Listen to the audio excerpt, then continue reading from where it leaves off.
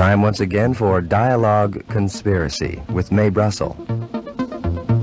For the past 14 years, Mae has been researching and uncovering facts and evidence from between the lines of the news and placing them in a more thorough perspective of how conspiracy, political assassination, and abuses of power affect us all.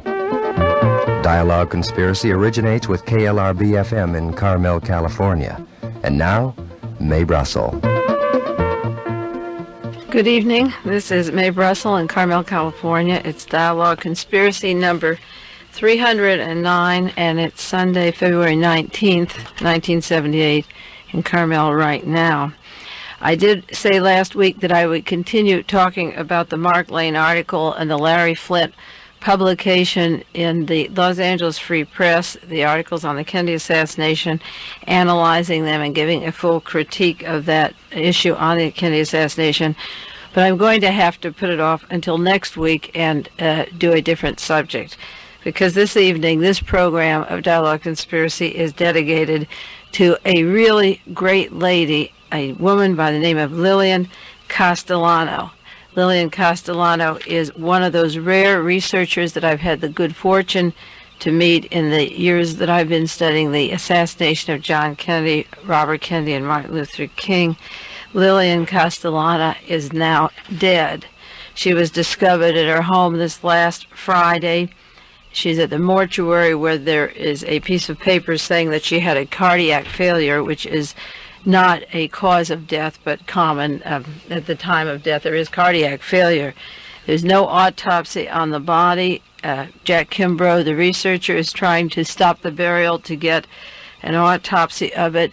I was with Lillian a week ago this last Monday in Los Angeles and with Ted Chirac and Jan Diaz, and at the time she mentioned a particular person who had threatened to kill her and said that she was afraid for her life.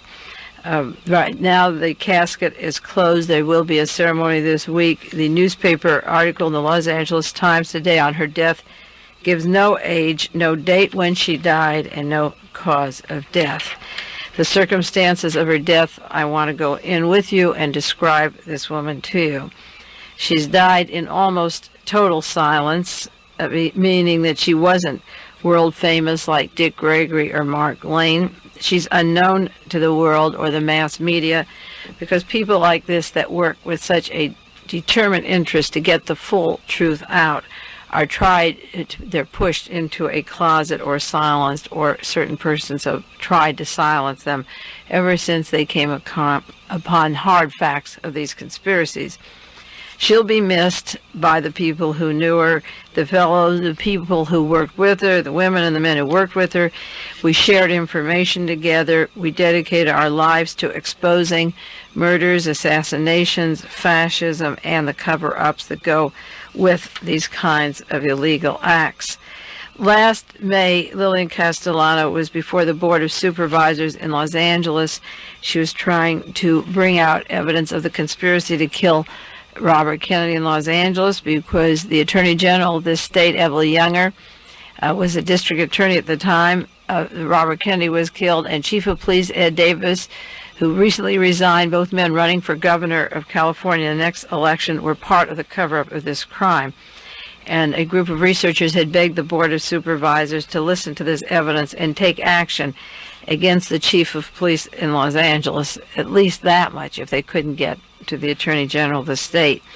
On Dialogue Conspiracy number 277 and 278, July 11th and 18th of this last year, 1977, I did read the testimony, some of the testimony of Lillian Castellano before the Board of Supervisors, and the things she had to say on this case. And for those of you that subscribe to the tapes, you can play those over and see what she said at those hearings, and maybe you'd like to get a copy of the transcript of her testimony. It's 33 pages, and I have it here, and I can duplicate it at cost, plus the postage. If any of you want to own this testimony that she gave that May 26th hearing last year, I can have it duplicated for you. Mr. Hahn, one of the members of the Board of Supervisors, said, "Could I ask you a real personal question, Mrs. Castellano? You don't have to answer it if you don't want to. your dedication and your own money and your own time of 7 or 8 years into this project. And she said, no, longer than that. It's longer than 7 or 8 years. It started with John Kennedy's assassination. And Mr. Hahn said, here's my question to you. Why would you, a citizen, not employed by the government, not on the federal, FBI, or state or county payroll, why would you, a citizen, dig out all this information and spend your hard-earned money for this kind of investigation? And Lillian said, I wanted to see the truth before I died. I wanted it on John Kennedy, and I could do nothing about it. But here it happened in Los Angeles, and we went down to the Ambassador Pantry, finally got thrown out of there. We went there 3 times to make the map, take the drawings. We arranged the Free Press article, but nobody ever listens. And where do you go? Who do you appeal to? I want to know the truth, and I want to know it before I die, and I'm running out of time, she said. And Mr. Hahn of the Board of Supervisors replied, this is certainly an unusual and dedicated person to do this. It's just an ordinary American citizen who seeks out the truth. I don't know of a better place than right here with television and the open room and the courtroom to take down every word of what you say. And he went on to say, this is a remarkable expression this lovely lady has done on her own money and her own time, and I think she should be absolutely commended for her zeal and her dedication and her terrible concern, one citizen doing this. And I think the record shows and should show that we should put in the record, and we commend her as an American citizen and a public-spirited citizen. I think we should do that. That was part of the hearings down at the Board of Supervisors. Ted Chirac called me. This was late Friday night, and he was in a state of shock, of course, and he was crying, and he was very, very close to Lily, and they had worked hard on the Robert Kennedy story, and they'd been kicked around by Mark Lane and Don Freed and a group of people in Los Angeles who kept pushing them in the sidelines, Allard Lowenstein and other people, taking their material, ignoring the Robert Kennedy case or writing about it, oscillating between using some of it, and she had accused them of using it and insulting her, insulting Ted. And Lillian and Ted had worked very hard on this case. And Ted Chirac had pleaded with these supervisors to examine the evidence and prove that there were 2 gunmen in the Ambassador Hotel the night that Senator Robert Kennedy was killed. Lillian spent $1,000 of her own money to have the photographic evidence compiled, and people attended the hearings, received that, and other researchers received these large maps, identical to maps, with a series of pictures of where all of these bullets were that went into Robert Kennedy and other people in the Ambassador Hotel. This is a critical moment as far as I'm concerned in United States history. I personally believe that Evel Younger and Ed Davis are 2 of the most dangerous men of the same ilk as John Mitchell and Patrick Gray and J. Edgar Hoover. People write about J. Edgar Hoover now that he's dead as being the Rasputin of the FBI, a man that worked with him and covered up his crimes. And when the true story comes out of Los Angeles and California and Santa Cruz and Marin County and Vacaville and Folsom and San Quentin and Soledad prisons and San Luis Obispo and Chino, when the truth comes out about who's in the prisons and how they got there and who was murdered among the black community and the Chicano community and the hippies and the musicians and the drugging of Howard Hughes and the setup of the Charles Manson family, when the whole truth comes out in a few years from now and gushes out when those men are dead, you'll look back. I hope you'll be alive to see it, because you'll look back and see it more clearly. I talked about some of these people before Watergate and after the Watergate arrests. Then as the years unfolded, the conspiracy talk seemed to make more sense, and listeners would say, well, you're talking more slowly now, or it's more clear now. Nothing is more clear each week than it was before. It's just that once a thing gets into the major media and the Washington Post, the New York Times, then people will listen to a small FM station or a lone woman talking, but until the major media breaks it, it isn't kosher or acceptable. They have to have Cronkite hint or somebody have a touch of scandal, and then they'll listen to what you say, even though the documentation exists years before the major media even admits these things are happening. I say this is a crucial moment in American history because Ebel Younger had direct connections and has to the Pentagon, military intelligence, the CIA, the Watergate teams, and now he's out for a larger career running for governor of California. Chief of Police Ed Davis is also ready to leave the LAPD, and he's running for governor, and whichever one loses will get a major appointment with the federal government later on. Even though they're opposing each other now, they're of the same ilk, and their campaigns are literally run by the same kind of people. Ebel Younger's campaign is run by Ken Ritz of the Watergate fame, who had secret accounts, the desk of John Haldeman and Congressman Mills, and Richard Vogary is managing Ed Davis's campaign. He's that organization of the New Right that's so cohesive and linked together. It replaces the Howard Hughes, Mullen Associates combine, or the Korean money going to congressmen. These men are funded by the extreme right-wing fascist group that have been in the conspiratorial counterintelligence part of our state politics continuously and are working their way up. Lillian wanted to live and see the Robert Kennedy assassination plot exposed. She said in her testimony she wanted to live and see the truth. She saw the truth, but she didn't see it acknowledged by other people. She had her hands on the truth and has the evidence of the truth in that case and knew all the facts. But when she said she wanted to see it, she wanted the powers that be to admit it. Now, Lillian knew how the Los Angeles Police Department removed ceiling panels in the Ambassador Hotel and destroyed them, cut off the right sleeve of Robert Kennedy and destroyed it, where it would show the bullet direction of those fatal shots. They threw away Sirhan's gun, and they suppressed pictures in the doorway of bullets in the door jambs. And she knows what the LAPD can do to destroy evidence. Ted Chirac was in the Ambassador Hotel when Robert Kennedy was killed. He knew immediately or shortly afterwards that a second gun was fired. He went back and forth across this country wherever necessary to collect the evidence. These people are so dedicated. There's people like Penn Jones in Texas, Jan Diaz in Los Angeles, John Judge in Pennsylvania, Edward Simpson in Calais, who lives in Monterey Peninsula with Sirhan psychologists. He's been on Dialogue Conspiracy, spoken at the college here, and is willing to offer all kinds of information anytime you want on the truth of Sirhan's mind and capability and what happened to Sirhan. These people are being suppressed. As I say, their names really don't get the attention they should or the credit they should, and certainly in her lifetime, Lillian didn't get it. Now Lillian is dead, and the circumstances of her final story will be left up to researchers to carry on.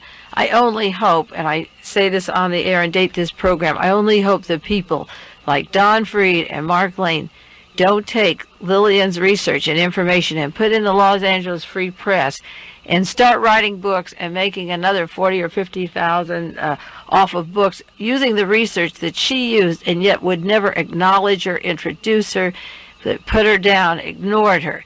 If they start using her material posthumously, you're going to see an angry Mae Brussell really get mad. If these thieves literally take that material and write and accrue money from it, and she's dead and was treated the way she was by them when she was alive, I will scream as much as I can across this nation if they begin to touch her work. It should be in the hands of people like Penn Jones or Ted Chirac, who were loyal when she was living and stuck by her and got out the information they could. And I tried to help her, and I've announced on the program where you could get copies of her documentation that she had made up, and many of you people ordered them or wrote to her. A meeting was scheduled in Los Angeles the Friday before she died at the home of Jim Horowitz.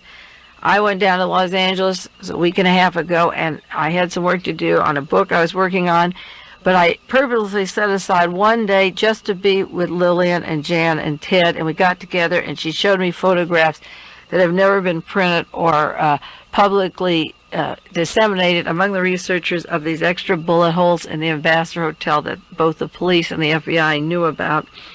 And they wanted me to stay over for a meeting at the home of a Mr. Jim Horowitz, who's in the news business and works with various people in the Los Angeles area on conspiracies and assassinations.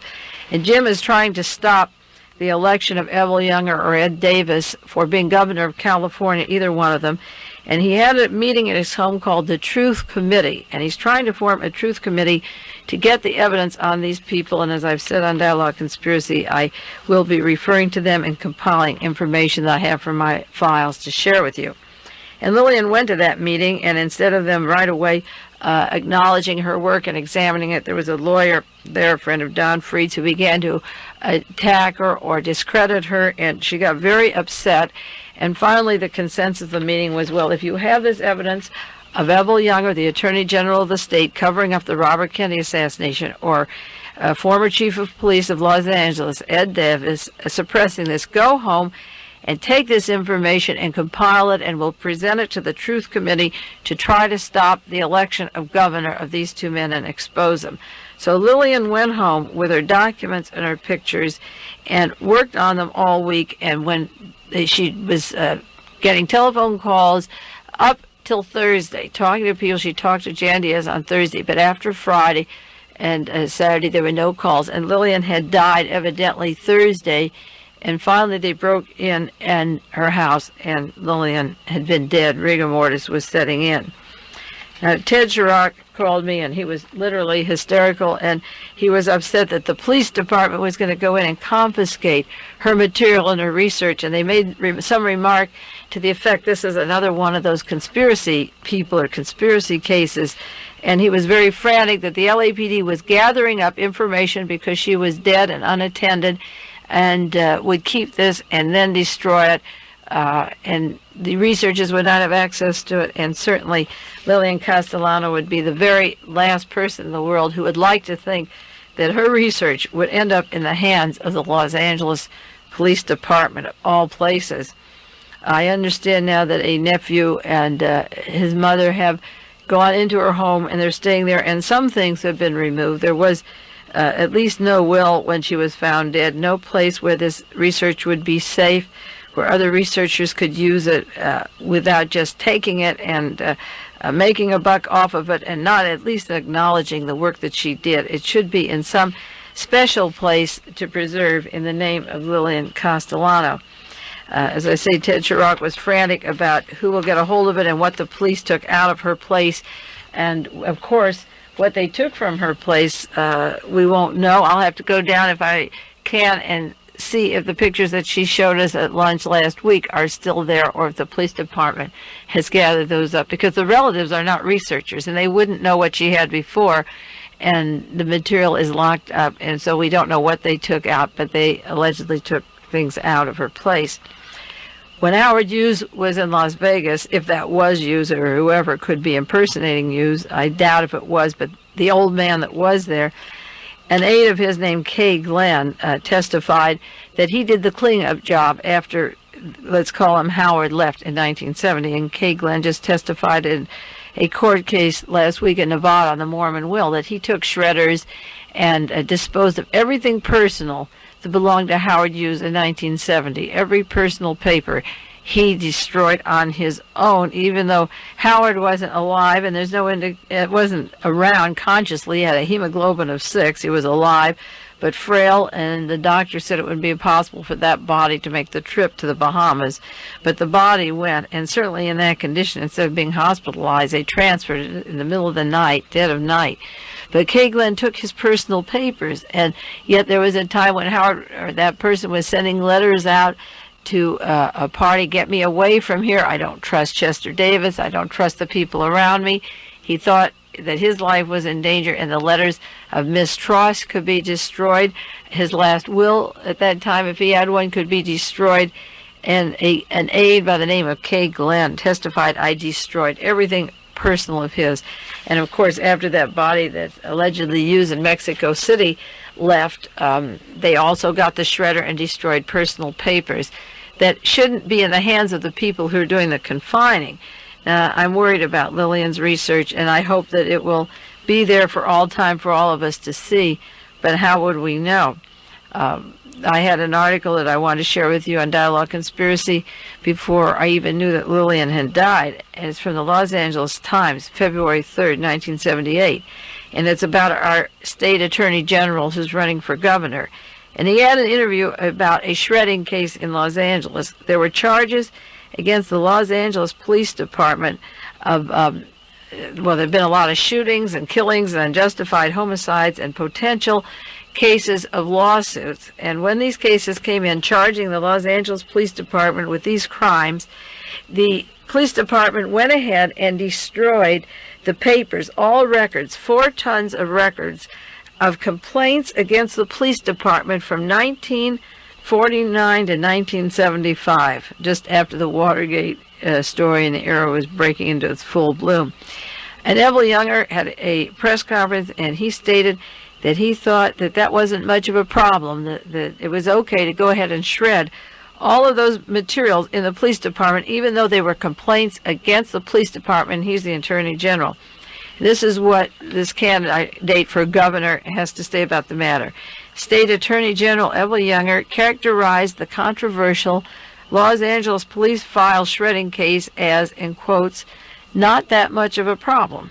Younger, who officially entered the governor's race Wednesday, said he thought the Los Angeles County District Attorney's Office acted properly in the way they handled this case. The Los Angeles Times learned that no charges will be filed in the May 1976 destruction of this evidence against the police department by city attorneys and police officials of 4 tons of records of that they called, in quotes, unsubstantiated complaints made against policemen from 1949 to 1975. Many of you may not know or might not remember that Thomas Noguchi, the coroner in Los Angeles in this time period, was fired because he said that the police were doing the homicides, and that murders in the town that were called justifiable homicides he thought were clear-cut murders. So they brought in a fraud from out of the state that went to work for the coroner's office, who was later prosecuted because he said he was a doctor and a lawyer, and he was neither one, and he had brought the charge that Noguchi was crazy and danced over corpses because he had claimed that these justifiable homicides were not justifiable but were murder. So in that time area, there have been many, many complaints. U.S. Attorney Robert Meyer was fired because he was going to prosecute policemen for murders and other crimes, and was investigating the riots of the Chicano Moratorium, where Ruben Salazar was killed, and the Isla Vista riots in Santa Barbara. Robert Meyer complained and was going to prosecute as U.S. Attorney the Los Angeles Police Department and agents of Sheriff Peter Pitchess when L. Patrick Gray of the Justice Department in Washington, D.C. fired U.S. Attorney Robert Meyer. And at the time, Robert Meyer said, that's like the kiss of death. And I called Meyer to see if he'd help me with the Robert Kennedy story because he was the U.S. Attorney there, and he knew that he was unsafe because they were stopping him from prosecuting the law enforcement officials. And Meyer said, no, I'm not interested. I'm going into private practice. And a short time later, Robert Meyer was found dead in a parking lot in Pasadena. So Thomas Noguchi knew about these charges that were not unsubstantiated. They were clear-cut cases of homicide. And U.S. Attorney Robert Meyer found out about them. So Evel Younger says it was perfectly all right to destroy 4 tons of records. Younger said, in quotes, there's a potential for conflict in the city attorney's office in Los Angeles because the lawyers have to defend policemen against civil misconduct, but they also have to prosecute in criminal cases and make charges against the officers. So the police and sheriff officials of Los Angeles, I don't know how it is in other cities, the same person that would prosecute them is their defender. So the way to solve the problem is to destroy the evidence. And I bring this up because of the nature of the beast that Lillian was trying to expose, just writing a report on these dogs just the week that she was found dead. The Los Angeles said that Evel Younger stopped short of endorsing a new plan that's being considered by Los Angeles District Attorney John Vandekamp to split the civil and the criminal case responsibilities of the office. Generally, that's the way it is done, Younger said, but he didn't see anything wrong in having these offices both defend and prosecute, and he said it wasn't any problem. It wasn't that much of a problem to destroy 4 tons of charges against the policemen at a time when the chief of police of that city is running for the governor of the state of California. And Evel Younger, who would be in charge of prosecuting that case, is also the governor. And the tentacles of this story don't just stop with the Los Angeles Police Department. There was an article February the 17th, Reuters, 1978, just this last week, about a chain gang in Australia with a local policeman now down there wear Ku Klux Klan shirts, T-shirts with Ku Klux Klan Northern Territory Division, and they carry weapons supplied by the Los Angeles Police Department. They acquire their weapons, and they've been using Aborigine youth into chain gangs. They chain them together down in Australia, Reuters said, in a settlement 600 miles southwest of Darwin. These people have been chained together, and they're ordered to weed public gardens for a day. And there are these various billy clubs and instruments to get at these people. And these youths have stolen a car. One of them stole a car, but it said they've alleged that the policemen had acquired Los Angeles Police Department riot guns, brandished them at the young men, and they had automatic shotguns, pardon me. And they said that the town had 4 stores where they sell to the white community T-shirts with the slogan Ku Klux Klan Northern Territory, and the policemen wear those T-shirts.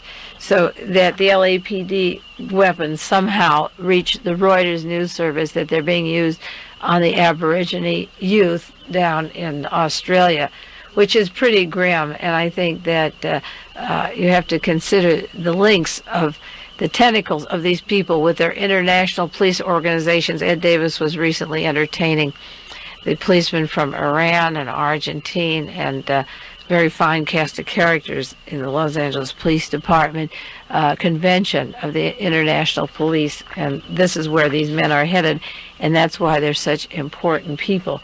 Well, Lillian is dead. She did a mammoth amount of work. I can't tell you how badly I feel that she didn't get the acknowledgement of the people that should have been doing it. They should have shown an interest in the case, that treat her and Ted Chirac down there the way they do. It's inexcusable and it's tragic, but there are people that remember her work and will keep it going in her memory.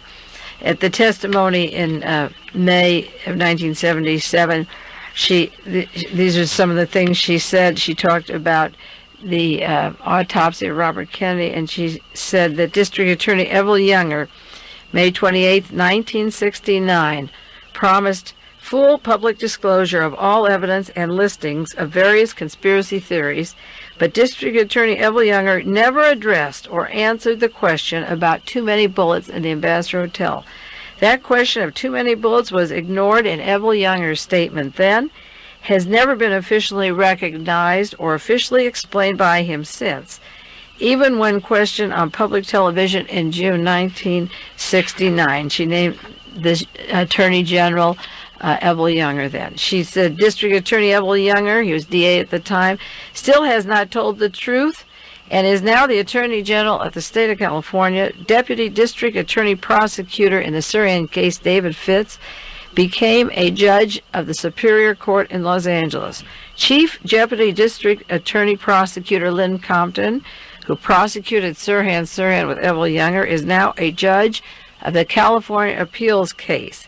The United States Attorney Matt Byrne, who came in and replaced Robert Meyer, is now a judge in the United States District Court. The FBI have their own pictures labeled bullet holes, and they have not told the truth.